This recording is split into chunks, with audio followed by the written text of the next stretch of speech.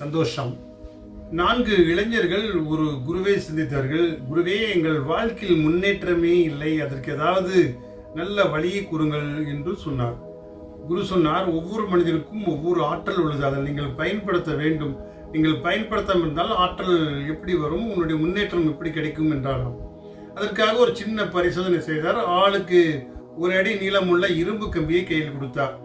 கொடுத்துவிட்டு ஒரு 2 வாரம் இல்லை 3 வாரம் கழித்து என்னை வந்து பாருங்கள் என்று அனுப்பிவிட்டார்.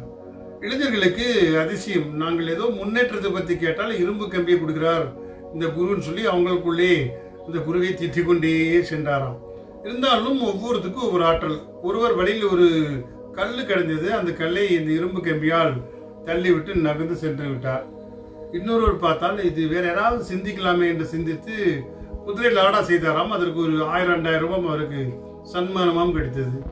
3ஆம் நபர் இன்னும் கொஞ்சம் வித்தியாசமாக சிந்தித்தார். மெல்லிய இலை செய்தால் அது பல லட்சம் ரூபாய் மதிப்பு பெற்றது. அது வாங்கி மிக மகிழ்ச்சியாக இருந்தார். 4ஆம் நபர் இதை விட மெல்லிய கடிகாரத்தில் போடக்கூடிய நுண்ணிய மைக்ரோ செகண்ட் சொல்லக்கூடிய செய்தால் அது பல கோடி ரூபாய் மதிப்புக்கு அந்த இரும்பு கம்பி மாறியதாம். ஒரே பொருள்தான், ஆற்றல் வேறு, செயல்திறன் வேறு, மதிப்பு வேறு. 4 பேரும் அந்த குருவை சந்திக்க வந்தார்கள். பல நாட்களுக்கு பிறகு குரு கேட்கின்றார், 4 பேருடைய செயலும் வேறுபட்டிருந்த. ஒருவர் அந்த கம்பியை அப்படியே கொண்டு வந்தார். இன்னொருவர் எங்கே உன்னுடைய கம்பின்னு கேட்டார். நான் ஒரு குதிரையிலான விற்றுவிட்டு 2000 ரூபாய் வாங்கி கொண்டேன் என்று சொன்னார். 3ஆவது நபரை குரு கேட்கிறார், எங்கே உன்னுடைய கம்பின்னு கேட்கிறார். ஏன் நான் மெல்லி இலை செய்தேன், பல லட்சம் ரூபாய் எனக்கு கிடைத்தது, நான் மகிழ்ச்சியாக இருக்கேன்னு சொன்னார்.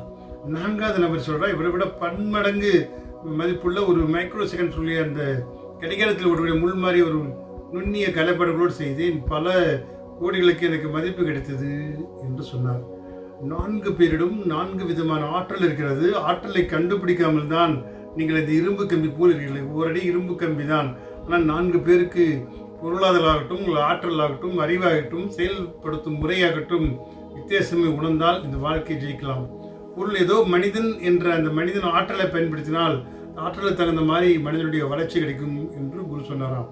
நானும் 1 அடி இரும்பு கம்பி, ஆற்றல் என்பது பல கோடி மதிப்பு. உணர்ந்தால் வாழ்க்கையில் மகிழ்ச்சி, சந்தோஷம்.